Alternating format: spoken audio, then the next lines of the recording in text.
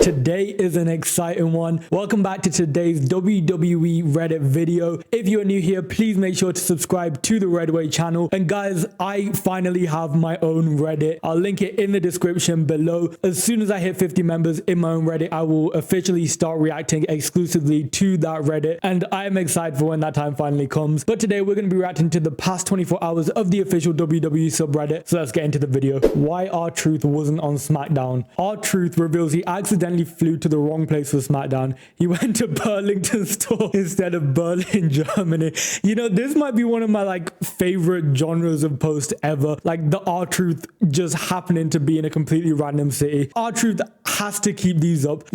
There is something so funny about him ending up in the wrong place. Not only does he slightly end up in the wrong city, this man has previously flew out to completely different countries, ended up on the other side of the world. R-Truth, just keep on doing your thing, man. That finish made me very happy on a personal level. With how much Drew has gotten screwed, I had reached a point where I felt even if he eventually wins the title, it would just be meh for me. But the Fatu intervention absolutely did it for me. After I saw the black hoodie, I thought, wow, here we go again. And then the swerve happened and I absolutely lost it. Yeah, I agree.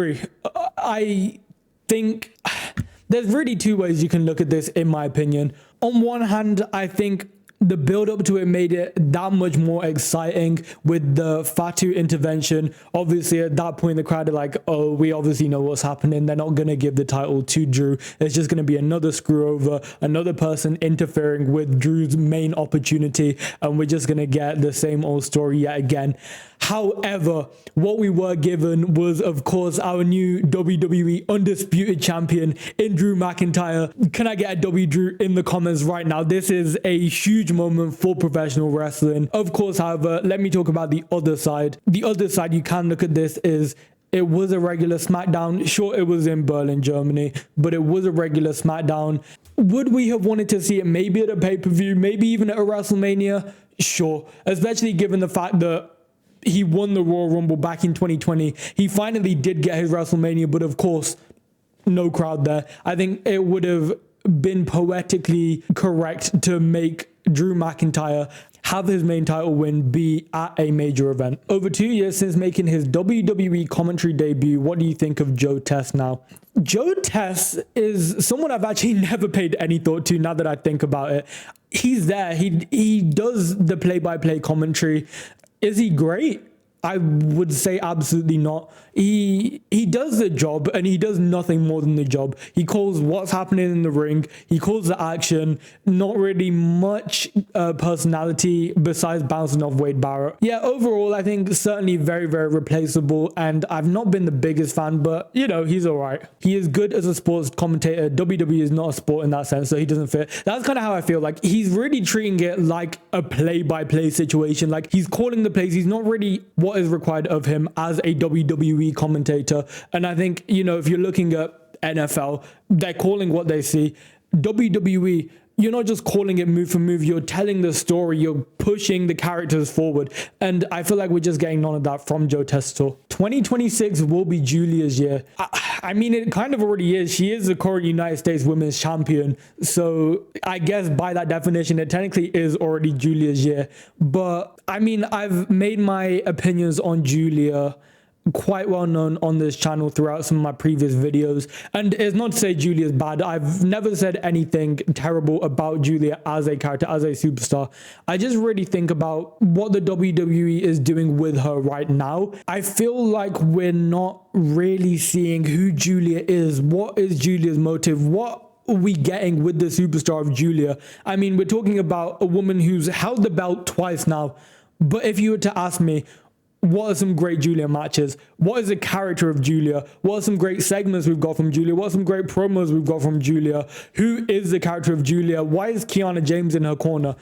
I feel like we've got so many unanswered questions. I feel like we've really had so many needs unmet with Julia. And hopefully over time, those needs slowly start to get filled in. But for now, I really don't think Julia has been approached in the correct way on the WWE main roster. Who is Cody Rhodes' best rival? I feel like the fact that I have to think about this question probably means that no one immediately jumps out to me, which I guess in and of itself is a bit of a problem. The names that immediately jump out to me are going to be Drew McIntyre and are going to be Seth Rollins. However, with that being said, I feel as though a lot of these feuds only were that good because they were the main event, not even the main event, they were the focal point of the company at that time. Whenever Cody was feuding with these guys, that was kind of the focal storyline in the entire of the WWE. However, I guess a way to look at it is if we were to strip Cody of the title at the times of these feuds, I'm not sure if they would hold up, if they weren't the main event, if they weren't surrounding the WWE title. I really don't know if they would be as memorable, and I feel like that is a big issue with the feuds. And I guess Cody Rhodes as a champion, he's been a main attraction. He's been great. He's had the feuds, but only because he's had that belt. It's going to be interesting to see now moving forward how Cody is able to respond, how Cody is able to present himself, and how he's able to be booked as a superstar without the world title. Is he still going to carry that star power? Are his storylines moving forward going to remain relevant, or is it going to really show the true ability of Cody Rhodes as a superstar? Yeah, this kind of sums it up, to be honest. Drew is the only one that felt like a feud. Cody is best friends with everyone. It's hard to take most of his feuds seriously when you know they're going out for drinks after the show. And like, this is actually so true as well, especially with this whole like non-kayfabe era. You will have like Cody Rhodes have this insane feud with someone that lasts like 6 months, like absolutely destroying them, like saying he hates his man with his life. Fast forward a month later, he's got them on his podcast. He's talking about how this person is his favorite superstar of all time. He loves them. And I appreciate like the respect value. But we're talking about someone who Cody Rhodes has absolutely obliterated in this storyline. Like, the hatred has run so deep. And then you get him on the podcast being like, oh yeah, I love this guy. Like, he's my best friend. Like, I would do anything for this guy. And it's like, wasn't you just destroying him on the mic last week on SmackDown? Note about Six versus MFT match. Kind of a weird observation, but I went to a house show last week and they ran the exact same match, spots and all, between the two teams, except the Six won off TV. I guess this is just pro wrestling. Like, that is essentially what the house shows are for. If you go into a house show, you're likely going to see the same spots on SmackDown or Raw the week after. Is it great? No, but it's something we just got to live with as wrestling fans. Over 10 years ago now, so what do you think of the vacant WWE Championship tournament? Let's see some of the names we've got. We've got Roman Reigns, we've got Big Show, Cesaro, Del Rio, Stardust, Kalisto, Ryback, Titus O'Neil, Kevin Owens, Neville. Shout out to Neville, by the way. Neville absolutely was a dog on the main roster. Wade Barrett, Ziggler, Miz, Ambrose, Breeze. Okay, first of all, let's talk about the elephants in the room here. We've got Tyler Breeze, we've got Titus O'Neil, we've got Stardust, and we've got Ryback. I mean, luckily, practically all the names that I said were kicked out in the first round, which, come on now. Of course, we've got Roman Reigns versus Alberto Del Rio in the semifinals, and then Owens and Ambrose in the semifinals as well. I mean, Del Rio at this point had absolutely no business being in this picture. But everyone else is valid for sure. Let's see what the comments say. I don't know if this is a good thing, but both of the most memorable moments didn't really have to do with the tournament too much. R-Truth segment and Sheamus cashing in. Sure. Yeah, this is not really a tournament that sticks out in my mind either. And yeah, certainly Sheamus's cashing in is always going to overrule all of that. Had little moments last week. Oh my God, that is sick. Io Sky. Oh, just Io Sky. Oh my God, wait, she signed your belt. Oh, that is cool. Like, it's one thing buying a signed belt. It's even one thing going to a meet and greet. But getting Io Sky to sign your belt backstage is the biggest flex of all time. Did I also just see Bron Breakker? Bronson Reed, Bron Breakker. Yeah, that's cool. Oh, okay, VIP experience. That makes sense. Did it probably cost $1,000? Yes, but I think the caliber of superstars makes it worth it. I feel like something that has always rubbed me the wrong way is a lot of these like VIP $1,000 experience packages, they have the little asterisks next to the superstars, and it's like superstars will be announced on the day or superstars subject to change. which is great and all. But if I'm paying $1,000 and I show up and it's Akira Tozawa and Maxine Dupree for signings or photo ops, come on now. Do you want to see Randy Orton as undisputed champion in 2026? Yes. There is not even a discussion to be had here for me. Put that belt on Randy. I don't care if it's 2026. I don't care if it's 2028. I don't care if it's 2005. Every year, make that man a world champion. There is no year that this man does not deserve to be holding that belt. And let's be honest, it has been way too long since Randy Orton has won that title. Now, obviously, of course, he's a veteran. He doesn't need the belt. He is putting over younger guys, of course, now with Trick Williams doing his little thing over there. But there is never a time. I don't care if he's putting over every young guy. I don't care if he's taking every loss. He needs to eventually have one more run, and he needs to have that run with the WWE Undisputed Championship. And honestly, if I'm being completely honest, I think over the next year, maybe next year, but I think even over this year, I think it's very, very possible that we see Randy Orton as champion once again. Yes, one last run as champion to get number 15 and then have him lose it to a younger superstar to push him over for the future. Yeah, I mean, that's great. Like, we get both the Randy Orton run and then, of course, Randy handing down a world title to a younger talent. It's just a win-win. There's nothing bad about that happening. Dijak was a wasted opportunity. He was a beast in Triple H's NXT, got called up, they paired him up with the failed faction known as Retribution, then it was just him and Mace for a brief moment and he became a jobber on the main event. Sent him back down to NXT where he truly excelled, never won any titles in NXT, brought him back up, did nothing with him, then gets released. I'm going to be honest here, I don't understand the Dijak hype. I don't understand ever what people have seen in Dijak. Like, I'm sure he's okay. Like, he's not visually appealing in the sense that I don't view him as as champion material. I think in the ring he's mediocre. Like, I'm not saying he's bad, but like there's nothing about Dijak to me that just screams out world champion material. So I'm just really not sure why everyone was so behind Dijak, especially like when he re-debuted on SmackDown. What was the opportunity that was wasted in the first place? That's kind of like the question I'm asking here. He had a contract to wrestle, that's his chance, and he blew it, along with them barely doing anything with him. I don't know. It's tough to get over on the main roster, just a good in-ring talent. Most people nowadays can have a great match, nothing really separates him. He never did anything noteworthy on the main roster. I guess this is also the point, like, who is he? Like, what does he have that a Carmelo Hayes doesn't have, that a Trick Williams doesn't have, anyone on the SmackDown main roster? Like, what does he have that none of these younger guys have? I just don't really see the appeal. Has a 3 stages of hell match ever not got to the third fall? Just curious. On my life, I was actually thinking this whilst watching SmackDown last night. Like, it was one of those where I know because of the structure of the match, it's practically impossible for that to happen. But I did wonder for unpredictability if the WWE have ever done it. You know, let's find out. Benoit versus Angle once ended 2-0 to Benoit in a regular 2 out of 3 falls. Yeah, I love that. I think given how scarce the matches are, I think it's unrealistic to actually see that happen commonly. But I feel like 1 every 10 times if we get someone 2-0, I think that would make the match so much more valuable, because at this point we're kind of at a stage where, oh, okay, Drew's won the first round, we know what's happening in the second round. The second round is practically not even worth watching. Of course we watch it for the match, but of course we all know the outcome. So I think if at one point we had just one more match that ended on 2 falls, I think that would reinstill the believability of the 2 out of 3 falls match just that little bit more. Logan Paul says he signed long-term WWE contract. I'm officially a full-timer now.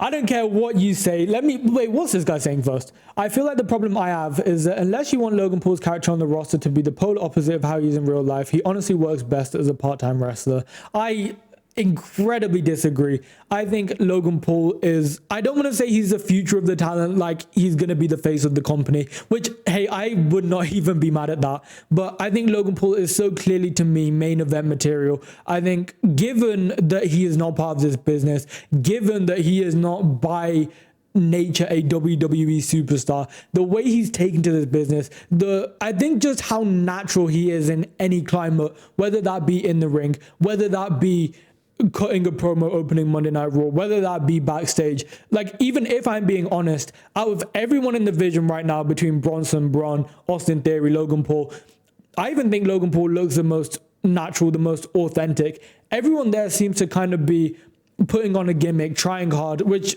I know is the whole point of it, but Logan Paul out there seems just so natural. He feels like he's being so authentically himself, and I think that is what above everyone else is going to propel Logan Paul to that next level. I prefer him as a no-time wrestler. The IWC absolutely despise Logan Paul. I feel like the IWC despise anyone who has come into the business, so I don't know. I guess it's not even a complaint of Logan Paul as a wrestler at this point. I think it's just simply people not being happy with the fact that someone has come into this business and is actually doing pretty well. Thoughts on my new tattoo? That is sick. I'm a big fan. Yeah, that is very, very cool. Very big fan of the tattoo. I also do really like the genre of like WWE logo tattoos. I think it's way better than getting like the face of Bray Wyatt tattooed onto you. I just love the whole logo thing. Very nicely done. Like the little red ring around it. Yeah, hopefully it continues to look that good. Please make this lady into Kit Wilson merch. Kit Wilson, again, is someone who I am really enjoying this gimmick. Like, I'm not actually sure how the IWC are taken to him. I guess it's because SmackDown's kind of putting him out as a jobber right now. But when has he ever not been? But yeah, I like this. I like the gimmick. It feels fresh. Love the new entrance. I think it really, really works for the character. And I have a bad feeling about where this is going in terms of where WWE are pushing him. But if I were to book him, if I were to say what I want to happen with Kit Wilson, I absolutely want that man to at least get a little push on the SmackDown roster, maybe even be in that mid-card title picture. I think he is absolute gold right now, and I hope they do Kit Wilson right, although I just don't see it happening. Via What Do You Want to Talk About podcast, Cody Rhodes thanking Finn Balor for creating and founding the Bullet Club. Yeah, if you have not watched this podcast, I'm not going to recommend you watch every single podcast, but this one in particular, this Cody Rhodes Finn Balor, is such a good watch. And like Finn Balor says in the interview, he says he does not like doing interviews one bit. And it's not even that like he despises doing it. He just doesn't like making content for the sake of making content. And he especially wanted to come on this Cody Rhodes one because he didn't view it as just like a cheap piece of content, just speaking for the sake of speaking. It was a genuinely a meaningful conversation with a good friend of his, and overall just an incredible podcast. For the most part, it is just Cody Rhodes glazing Finn Balor, but validly so. And like we have here, Cody Rhodes is essentially just talking about how the entire business ought to thank Finn Balor, and if anything, he is one of the most impactful people, whether people notice it, realize it, or don't. He is one of the most impactful people to the professional wrestling business, and Cody Rhodes lays it out very clearly, and I absolutely have to agree with that sentiment. LA Knight is the perfect nemesis for Cody Rhodes. I think that Cody's reign is missing a defining nemesis. Well, this doesn't really count anymore because he ain't got the title, but we'll hear the reasoning either way. Someone that is the complete opposite of him and who pushes him to his limit. Every great champion had a nemesis that challenged them. Bret and Shawn, Rock and Austin, Cena and Randy, Punk, Edge. Their nemesis isn't the one they beat for the first world title. It's their thorn on the side, the sore thumb that pushes them to their limit. Knight is that man for Cody. Knight doesn't come from royalty like Cody. Cody left on his own and chose to bet on himself. Knight was fired, so he didn't have a choice. He doesn't have the poise of professionalism that Cody does. Cody is sharp with his lines, tactful and cool. Knight fumbles words, acts on impulse, says whatever he wants. At the end of the day, to me, I think we're talking about two of the top babyfaces in the company. And when we're talking about two pretty parallel babyfaces, in my opinion, I don't think there's room for a major feud, let alone him being his nemesis.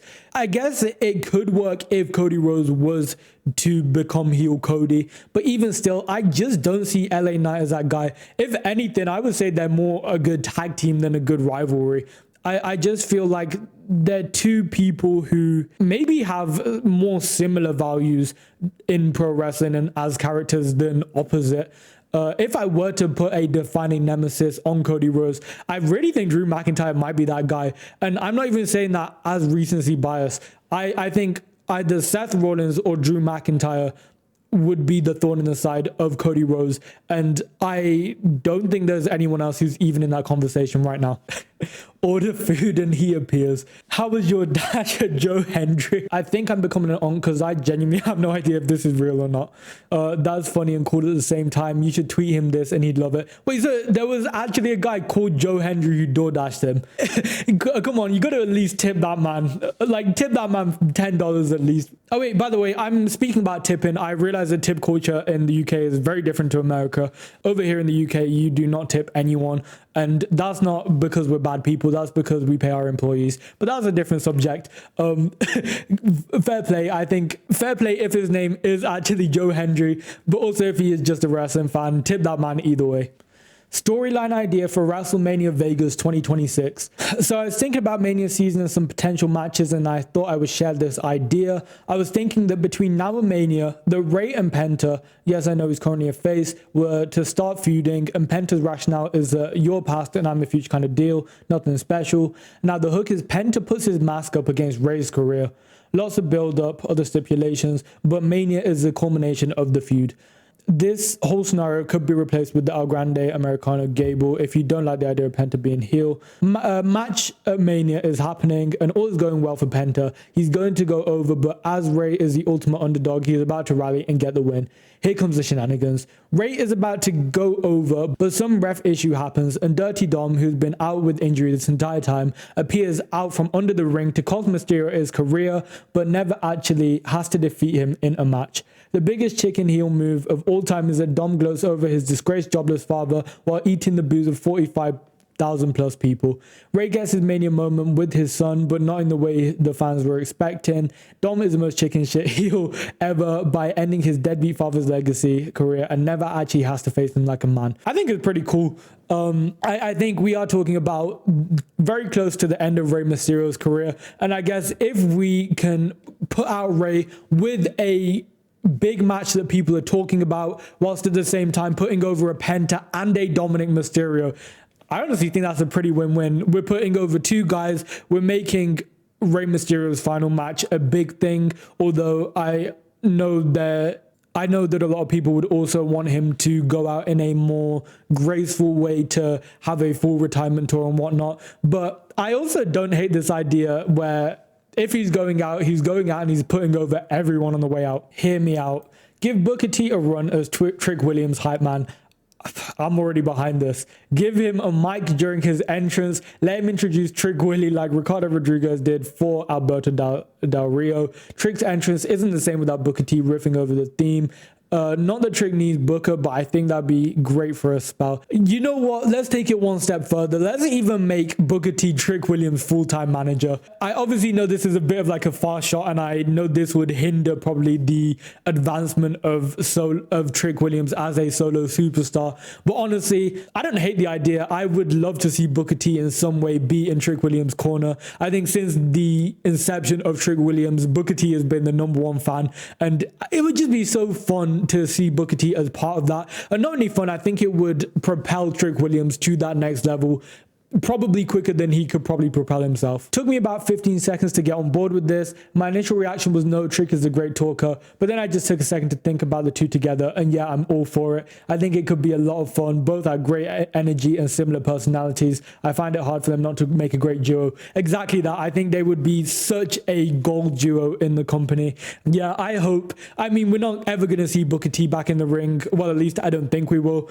But if we could see Booker T in that managerial role, Trick Williams would be the man to do it, and I think that would be potentially even a little Paul Heyman Roman Reigns situation there. Anyways, that will do it for today's WWE Reddit video.